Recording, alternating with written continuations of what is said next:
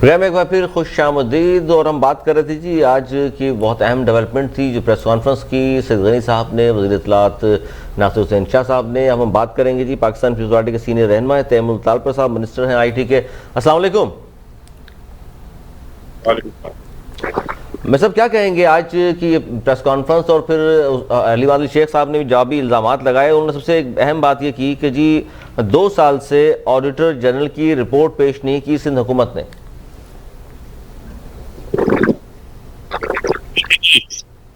حیرت مجھے ہوتی ہے کہ سندھ حکومت کر رہا ہے اور الزامات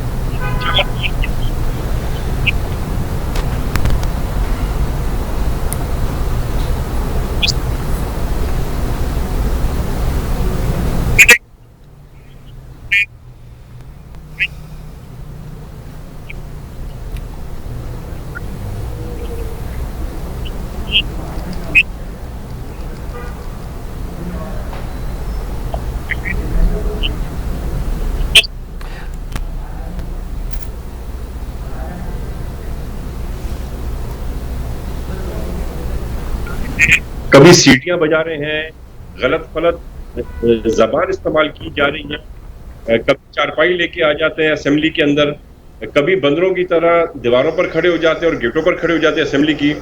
یہ بھول جاتے ہیں کہ یہ وہی ہاؤس ہے جس نے پاکستان کی ریزولوشن پہلی بار پاس کی تھی, اور جو اس اسمبلی میں ممبرز رہے ان کی ایک عزت تھی, ایک بات تھی, ایک خاندانیت تھی جو پوری ان لوگوں نے آ کے ختم کر دی ہے. اب ظاہری بات ہے ایک سرٹیفائیڈ ویریفائیڈ لینڈ گریبر قبضہ مافیا کو آپ اگر لیڈر آف اپوزیشن بنا دیں گے تو یہ تو ہونا ہی تھا. اچھا وہ یہ کہتے ہیں تیمور طالپر صاحب, وہ یہ کہتے ہیں اینٹی کرپشن سے لے کے جس طرح آپ لوگوں نے کہا تھا کہ نیب میں کیسز چلے گئے, وہ کہتے ہیں جی نیب کے کیسز تو ہماری پارٹیز کے لوگوں پر بھی ہیں, پیپلز پارٹی کے وزیر اعلیٰ کے خلاف بھی نیب کیسز موجود ہیں, تو اینٹی کرپشن سے اگر نیب کو کیس چلا گیا ہے تو اس میں کیا بات ہے, نیب تو آزاد ادارہ ہے. ان کی بات بالکل صحیح ہے کیونکہ نیب آزاد ادارہ نہیں ہے, اور تیمور طالپر یہ کہنے والا کوئی نہیں ہوتا, پر سپریم کورٹ کا چیف جسٹس جب کہے کہ یہ ادارہ اب پولیٹیکل وکٹمائزیشن کر رہا ہے اور ایک سیاسی جماعت بن گیا ہے, تو اس پہ آپ کو اور مجھے دونوں کو اعتماد اور بھروسہ کرنا پڑے گا, کیونکہ ایسی یہ بات نہیں کرتے. لہٰذا یہ بات کلیئر ہوگی کہ یہ حلیم عادل شیخ کو زیادہ فکر نہیں ہے, کیونکہ اس کو پتا ہے کہ جس طرح NAB sub P T I والوں کو بچا کے اور صرف قانونی کارروائی جو ہے جھوٹے کیسز کی کرتی ہے نون لیگ پر اور پاکستان پیپلز پارٹی پر, تو اس کو پتا ہے کہ وہ بچ جائے گا. پر وہ یہ نہ اپنے ذہن سے نکالے کہ جو اس نے چوریاں کی ہیں, جس میں منی بیگم جو ہماری نیشنل سٹار تھی اس کے جو پلاٹوں پر قبضے کیے, اس کے جو فارم ہاؤسز پر قبضے کیے, وہ نہ سندھ حکومت اس کو چھوڑے گی, اور جب بھی سینٹرل گورنمنٹ اس پر تیمور طالپر صاحب صحیح کہہ رہے ہیں آپ, لیکن 164 ایکڑ سے بڑھا کر 253 ایکڑ انہوں نے کر دی ہے, اور زرعی زمین تھی انہوں نے ظاہر اس کو کمرشل استعمال کیا ہے, نہیں کرنا چاہیے تھا. تو ظاہر گورنمنٹ تو آپ کی ہے 12-13 سال سے سندھ میں, تو ان کے خلاف پہلے کارروائی کیوں نہیں ہوئی؟ ان کے اوپر کیسز جو تھے ان پہ انکوائری چل رہی تھی. ہم پولیٹیکل وکٹمائزیشن میں بلیو نہیں کرتے, اس کی ایک بہت سلو پیس پہ وہ کام چل رہا تھا. جب ہمیں واقعی پتہ چلا کہ اس نے کیا کیا گھپلے کیے ہیں, کن کن غریبوں مسکینوں کی یہ پیسے کھا گیا اور زمینیں کھا گیا, تو اس کے بعد پھر ہم نے اپنا ایکشن تیز کیا. آپ نے دیکھا بیچ میں یہ اریسٹ بھی ہوا, ان میں ہم نے کچھ کیسز پر کافی کارروائی کی ہے. اس کے جو کچھ انلیگل یہ تھے فارم ہاؤسز وہ ہم نے گرا بھی دیے. اس کے انلیگل واٹر ہائیڈرنٹ سپلائی کا بزنس تھا وہ پورا ہم نے ڈسٹروائے کرایا. اس کے جو پولیٹیکل پی آر او تھا وہ وہاں سے گرفتار ہوا, تو ہم نے کافی ایکشن لیا. بٹ بہت زمینیں ہیں اس کی جو اس کے قبضے میں ہے. اچھا ٹھیک ہے, لیکن اس میں سیاسی آپ کہہ رہے ہیں سیاسی وکٹمائزیشن نہیں کرنا چاہتے, آپ سیاسی حوالے سے کام نہیں کرنا چاہتے, لیکن یہ وہ شخصیت ہیں جو ظاہر بہت ساری پارٹیز میں رہی ہیں, کاف لیگ میں بھی تھے, نون لیگ میں بھی تھے, پیپلز پارٹی میں ایون رہے ہیں. تو جب پیپلز پارٹی میں تھے وہ کہتے ہیں جی اس وقت تو انہوں نے میرے اوپر کوئی الزام نہیں لگایا کہ میں کیسا ہوں, یا میں اگر اس طرح کا تھا لینڈ گریبر تو مجھے پیپلز پارٹی میں شامل کیوں کیا تھا آپ لوگوں نے؟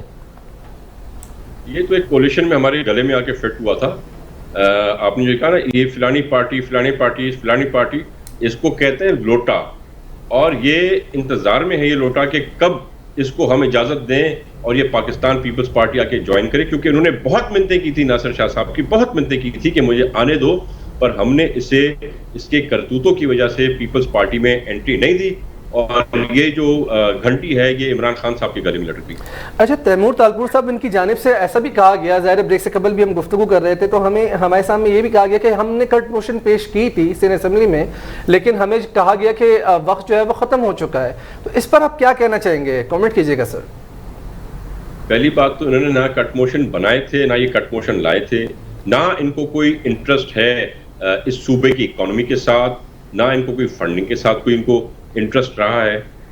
انہوں نے جب دیکھ لیا کہ ڈیٹ چلی گئی ہے، جب ڈیٹ گزر گئی ہے، اس کے بھی چند دن کے بعد کہا کہ ہم کٹ موشن بنانے کا سوچ رہے ہیں، تو ہم نے کہا یہ پروونشل اسمبلی آف سندھ ہے، یہ حلیم عادل شیخ کی دودھ کی دکان نہیں ہے کہ آپ یہاں پر آ کے جب چاہیں جیسے چاہیں یہ کام شروع کرا دیں، اور ہم نے آف کورس قانون کے خلاف جو چیز ہے وہ اسپیکر سندھ اسمبلی کیسے قبول کر سکتے؟ اچھا سر، اسپیکر سندھ اسمبلی آغا سراج درانی صاحب پر بھی وہ جانبداری کا الزام لگاتے ہیں کہ اپوزیشن لیڈر کو بات کرنے نہیں دی گئی، فردوس شمیم نقوی صاحب کی جانب سے بھی پھر احتجاجاً ایک استعفیٰ دے دیا گیا، پھر بعد میں ایک یو ٹرن بھی سامنے آیا کہ جی وہ جذبات میں اس طرح کا انہوں نے ایک فیصلہ لے لیا تھا۔ سر اس پر کیا کہیں گے؟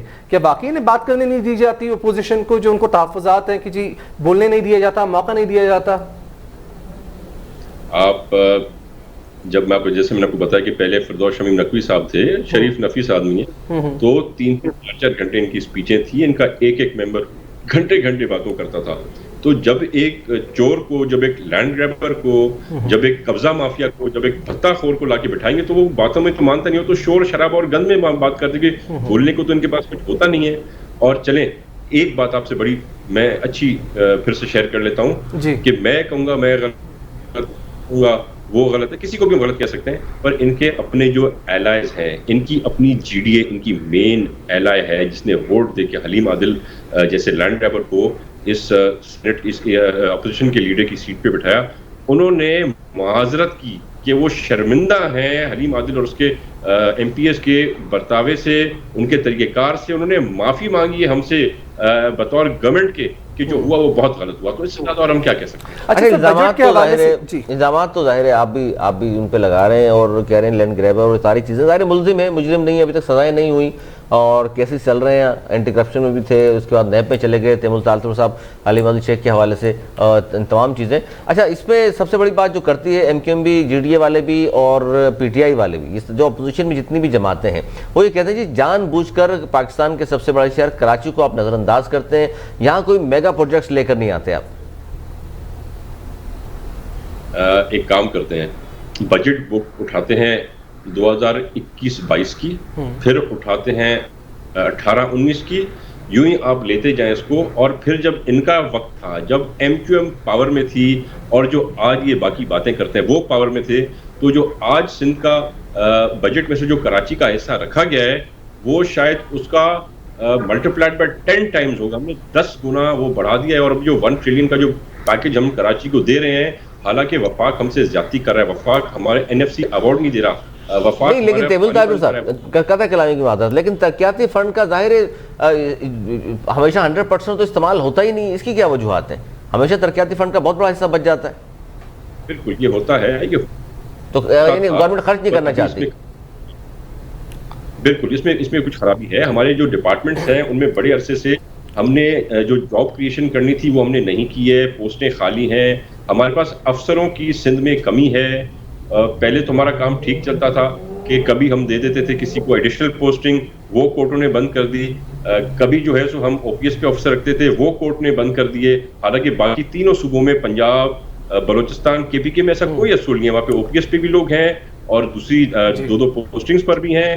ہمارے پر یہ جب چیزیں نافذ کی جاتی ہیں تو ہمیں ہماری اس میں کچھ نہ کچھ فرق ضرور پڑتا ہے، کیپیسٹی میں، ہماری ڈیلیوری میں کچھ فرق آ جاتا ہے۔ اچھا اس پر آج جو خواجہ اظہار صاحب نے بھی کہا ہے کہ جس اسمبلی کو مزید ہم وڈیرے کی اوتاق نہیں رہنے دیں گے، ایسا نہیں ہوگا، کہ کراچی میں سندھ کے دوسرے اضلاع سے لوگوں کو لا کے آپ ہم پر مسلط کریں، ان کو یہاں بڑے بڑے سرکاری محکموں میں بڑے بڑے افسران جو لگتے ہیں وہ سارے سندھ کے دوسرے اضلاع سے آتے ہیں، یہاں کے مقامی لوگوں کو حق نہیں دیا جاتا، وہ بھی پڑھے لکھے لوگ ہیں، باشعور لوگ ہیں، ان کو کیوں آخر میرٹ کیوں نظر انداز کیا جاتا ہے؟ یہ تمام چیزیں گزشتہ کافی عرصے سنتے آ رہے ہیں سر، اس کے حوالے سے کتنی حقیقت ہے اور اس میں غلطی کوتاہی اگر سندھ حکومت سے بھی ہوئی ہے تو تسلیم کیا جانا چاہیے؟ دیکھیں ایم کیو ایم کی پہلے کتنی سیٹیں ہوتی تھیں اور آج ان کی کتنی سیٹیں ہیں، یہ لسانیت کی بنیاد پر آپس میں ہمیں لڑانا چاہتے ہیں، پر لوگ ان کو سمجھ گئے ہیں۔ یہ وہی لوگ تھے جو ایک ایک لاکھ کے پیچھے لوگوں کی جان لے لیتے، بوری بند لاشیں لوگوں کے گھر پہنچتی تھیں، نالوں کے اندر پھینکی جاتی تھی۔ یہ وہی لوگ ہیں جنہوں نے بھتہ نہ ملنے پر سینکڑوں لوگوں کو ایک ساتھ زندہ آگ جلا کے مار دیا۔ تو ان لوگوں کو اب ہم عوام نے فیل کر دیا ہے۔ یہ الطاف حسین مائنڈ سیٹ تھا اور یہ آج بھی الطاف حسین مائنڈ سیٹ ہے۔ ایک ماسک تھا الطاف حسین کو پہنا ہوا جو انہوں نے اتار کے دوسرا ماسک لے لیا ہے، پر ان کا اندر دماغ اور ان کا دل وہی ہے جو الطاف حسین کا تھا، ان کی ذہنیت وہی ہے۔ یہ آج بھی سندھیوں کو آپس میں لڑانا چاہتے ہیں۔ کراچی کے اندر سندھی افسر آئے، پنجابی افسر آئے، پٹھان افسر آئے، as far as he is up to the mark, اچھا افسر ہے، کیڈر افسر ہے، اس کو ہم ویلکم کرتے ہیں، چاہے سندھ پولیس ہو، چاہے کوئی بھی ڈپارٹمنٹ ہو۔ ہم یہ تیمور لال صاحب، آپ لوگوں کی یا پیپلز پارٹی کی کیا مجبوری رہی کہ جن کو آپ دہشت گرد بھی کہتے ہیں، ڈاکو چور بھی کہتے ہیں، اس کے باوجود بھی انہیں حکومت میں شامل کرتے رہے؟ بارہا ماضی میں ہوتا رہا ایسا؟ ہاں جی، ہمارے ساتھ یہ حکومت میں شامل ہوئے تھے اور ان کی حرکتیں اور ان کی کرتوتوں دیکھ کے ہم نے ان کو آؤٹ کر دیا تھا، اور پھر ہم نے ان کو سیدھا بھی کیا۔ آپ نے دیکھا کیسے ہم نے کراچی زمانے میں کیا یہاں پہ لا قانونیت ہوتی تھی، آپ کو پتہ نہیں تھا آپ گھر نکلیں گے تو آپ واپس پہنچیں گے یا نہیں۔ مائیں دعا کرتی تھی کہ ہمارے خیر سے بچے واپس آ جائیں۔ بالکل امن بحال ہوا اور یقینی طور پر تیمور تالپور صاحب اس کے بعد حالات بھی بہتر ہو گئے اور اب ایک پرامن ماحول اور ایک فضا لوگوں کو ملی ہے سانس لینے کے لیے بھی۔ سر اس پر ذرا سا کامنٹ کیجیے گا، آپ نے نیب کے حوالے سے اب ہم دیکھتے ہیں کہ سعید غنی کے حوالے سے جو انہوں نے بیان دیا تھا سعید غنی صاحب نے، تو اب نیب کا بھی رسپونڈ آ چکا ہے، وہ کہہ رہے ہیں کہ سعید غنی صاحب کا جو بیان ہے وہ حقائق سے منافی ہے اور یہ من گھڑت ہے۔ سر اس پر کیا کہیں گے کہ نیب واقعی خود مختار ادارہ نہیں ہے، ایک سیاسی پارٹی ہے اور کیا اس میں اصلاحات ہونی چاہیے، اور آپ کی پارٹی کی کیا حکمت عملی ہوگی اس کے حوالے سے مستقبل میں؟ نیب اور نیازی ایک ہی نوٹ کے دو الگ الگ شکلیں ہیں جو ایک ہی کام کرتے ہیں اور ایک ساتھ کام کرتے ہیں۔ ان کو جہاں سے نیازی کا اشارہ ملتا ہے نیب وہیں پر چل دیتی ہے۔ بہت ہی ایک اچھی بات کی تھی سعید غنی نے، انہوں نے کہا تھا کہ جب یہ ایکشن اٹھائیں گے اور گرفتار کریں گے حلیم عادل کو تو ہمیں کچھ پتہ چلے گا کہ واقعی یہ دگنی یا ون سائیڈڈ پالیسی چل رہی ہے یا سب کے ساتھ برابری۔ تو انہوں نے نیب نے وہیں پر آ کر واضح کر دی آپ کے سامنے کہ ان کی سیاست پی ٹی آئی کے لیے اور ہے اور ان کی سیاست ان کا کام نہیں، ان کی سیاست ہمارے لیے اور ہے۔ اچھا لیکن تیمور لال صاحب یہی اگر معیار ہے کہ نیب اگر کارروائی کرے پی ٹی آئی والوں کے خلاف تو ہی آپ تسلیم کریں گے، تو اس طرح دو تین لوگوں کے خلاف تو کارروائی ہوئی، علیم خان بھی رہ کر آئے جیل میں، اب پھر کیا ہوا، رزلٹ کیا آیا اس کا؟ سر رزلٹ وہی ہے جو وزیر اعلیٰ دیکھیں، اس طرح آپ کے بہت سارے لوگ ہیں جن کے اوپر کیسز چل رہے ہیں، وہ بھی ضمانتوں پر ہیں یا پیشیاں بھگت رہے ہیں، اس طرح پی ٹی آئی والے ہیں ان کے خلاف نیب کے ریفرنس چل رہے ہیں اور ضمانتیں ہو رہی ہیں ان کی بھی۔ ہمارے لوگوں کو پہلے اٹھایا جاتا ہے، پھر مہینوں یا سالوں رکھا جاتا ہے، اس کے بعد پتہ چلتا ہے وہ کسی چیز میں انوالو نہیں ہے، سیاسی وکٹمائزیشن کرنے کے بعد ان کو کبھی کبھار چھوڑ دیتے ہیں۔ بالکل سیاسی انتقام کا نشانہ بنایا جاتا ہے۔ سر آپ صحیح کہہ رہے ہیں کہ آپ جس طریقے سے کہہ رہے ہیں کہ سیاسی انتقام کا نشانہ بنایا جاتا ہے، نیب نیازی گٹھ جوڑ ہے، آپ ایسا کہہ رہے ہیں سر، تو پھر اب مستقبل میں کیا حکمت عملی کی؟ کیونکہ اگر اسی طریقے سے تفریق ہوتی ہے جیسے کہ خورشید شاہ صاحب کو جو ہے وہ اب ظاہر زیر حراست رہے، ایک تمام تر چیز سامنے، پروڈکشن آرڈر کے حوالے سے بھی معاملہ آپ کے سامنے، تو اب یہ مجھے بتائیے کہ مستقبل میں آپ کی پارٹی کی کیا حکمت عملی ہوگی؟ نیب کے حوالے سے کیا اصلاحات ہونی چاہیے، اس ادارے کے حوالے سے کیا لائے عمل ہوگا آپ کا؟ میرے خیال سے اصلاحات بہت ضروری ہیں، پر وہ کہتے ہیں کہ they should have a taste of their own medicine۔ جو انہوں نے نون لیگ اور پاکستان پیپلز پارٹی کے ساتھ، تو ہم تو جماعتیں ہیں سیاسی، ہم یہ سب برداشت کر سکتے ہیں۔ آپ کو یاد ہوگا عمران خان نے اپنے ٹاک شو میں بڑا فخر سے کہا تھا کہ شہباز شریف نے میرے گھر پر پولیس بھیجی اور میں 16 فٹ کی دیوار ٹاپ کر بھاگ گیا۔ تو ہم وہ ٹاپنے والے نہیں ہیں، پر ہم چاہتے ہیں کہ دیکھیں اب جب وقت بدلے گا کیا عمران خان ابھی بھی 16 فٹ کی دیوار ٹاپ سکے گا या पुलिस मोबाइल के अंदर बैठा होगा। सर किस तरह की इस्लाहात होंगी सर, ये इस पे जरा मैं इस्लाहात पे चाह रहा हूँ कि आपका जो है वो नुक्ता नजर सामने आ जाए, किस तरह की इस्लाहात होनी चाहिए जो आप कह रहे हैं कि बहुत अहम है, तो कैसी इस्लाहात मुतवक्की है, आपका क्या मुतालिबा और सर इसी में ज़िमनी सवाल छोटा सा मैं ऐड करना चाहूंगा कि नैब का इदारा जाहिर है आपके दौर में भी था, नून लीग के दौर में भी, तो सर उस वक्त इस्लाहात कर लेते। देखिए जी, सबसे पहली बात तो ये है कि आपको किसी को अरेस्ट करने से पहले उसके खिलाफ सारी चीजें, सबूत आपको मिलने चाहिए। वो सबूत मिलने के बाद आप किसी को सजा दे सकते हैं। आप सबूत मिलने से पहले सिर्फ क्योंकि उसकी पॉलिटिकल जो है अलायंस किसके साथ है या पॉलिटिकल एलिजेंस उसकी किसके साथ है, उस बेसिस पे आप लोगों को उठा के बंद नहीं कर सकते। सही। अच्छा सर, तो अब ये मुझे बताइएगा कि जिस वोटिंग के हवाले से भी अब कहा जा रहा है, कल वज़ीर आज़म साहब ने भी कहा था इस्लाहात के हवाले से, क्या पीपल्स पार्टी इस्लाहात में इंटरेस्टेड है, बाकी इलेक्ट्रॉनिक वोटिंग मशीन का इस्तेमाल मुमकिन हो सकता है? बात यह है कि जो सबसे बड़े वोटों के चोर हैं, जो वोटर्स के डाकू हैं, जो सेलेक्टेड हैं, उनके साथ उन पर भरोसा कैसे किया जाए? कौन सी बातें हैं आज तक जो इमरान खान ने सच्ची की या जो उसने कहा वो करके दिखाया? क्या उसने साइकिल पर आके अपने पीएम ऑफिस गया या हेलीकॉप्टर्स के अंदर शिफ्ट हो गया? उसके कुत्ते भी आज हेलीकॉप्टर्स के अंदर घूमते हैं। आप जरा मुझे बताएं कि वो करोड़ों नौकरियां कहाँ गई उसको देनी थी? उन्होंने तो उल्टा लोगों को बेरोजगार कर दिया, स्टील मिल से लेके पीआई से लेके पता नहीं कहाँ तक। तो इसकी सारी बातें झूठ पे मबनी है, इस पे भरोसा करना बहुत झूठ पे मबनी है, निष्कारी भी है। सर आखिरी सवाल, 10 सेकंड है आपके पास। हलीम आदिल शेख साहब की गिरफ्तारी होगी नैब के हाथों या एनआरओ मिल जाएगा, दबा दिया जाएगा मामला? इसकी गिरफ्तारी होगी जरूर, नैब के हाथों होगी या एंटी करप्शन के पर कोई ना कोई जरूर इस पे अपना एक्शन जरूर उठाएगा। बहुत बहुत शुक्रिया। सूबाई वजीर बराए साइंस और टेक्नोलॉजी तैमूर तालपुर साहब हमारे साथ मौजूद थे, आपने वक्त दिया।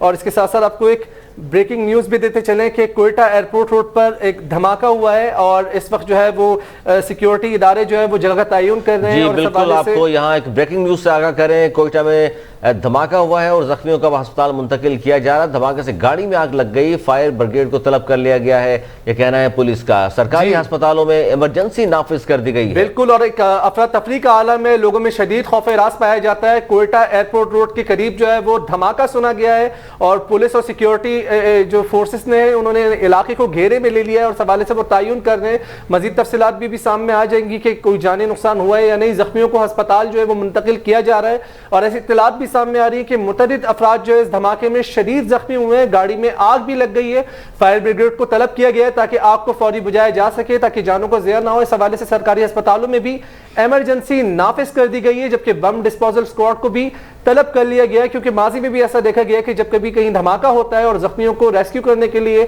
और सिक्योरिटी इदारे और मेडिकल स्टाफ जो पहुंचता है और ताकि लोगों को अस्पताल तक पहुंचाया जाए, तो वहां पर दोबारा भी धमाके का खदशा होता है और इस हवाले से जो है वो अस्पताल मरीजों को मुंतकिल भी किया जा रहा है जख्मियों को। और आने वाली थोड़ी देर में भी मजीद तफसीलात आएंगे तो आपको आगाह करेंगे। नाज़रीन, इसके साथ ही हमारा आज का प्रोग्राम इख्तिताम पजीर होता है। कल आपसे फिर मुलाकात होगी। मुझे अरसलान नईम और अली सरवर को दी इजाजत। मौला निगहबान।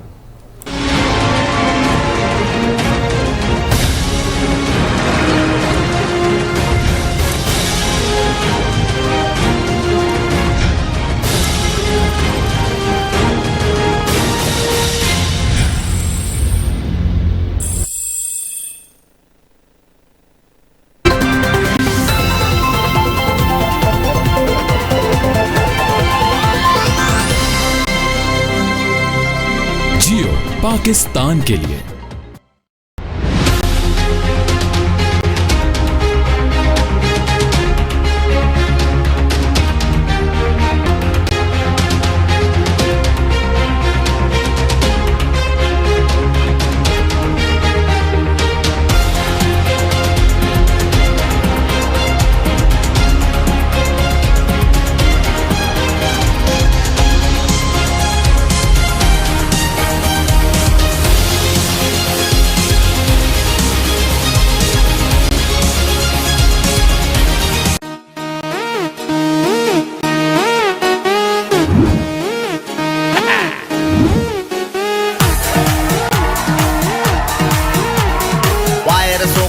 के मारो कोई न बच के जाने पाए, डॉक्टरों को समझा दो ये टीके से कोई रह ना जाए। के सारे डोज लगाना, सबको यह मैसेज जाए जिसे नहीं वैक्सीन लगाना, प्यार से उसको भी समझाए। कुछ दिनों की बात है फिर अच्छे दिन का राज है, वैक्सीन अपनी खास है फिर डरने की क्या बात है, वैक्सीन अपनी खास है फिर डरने की क्या बात है, ये तो बस शुरुआत है, ये तो बस शुरुआत है, अभी तो वैक्सीन शुरू हुई है।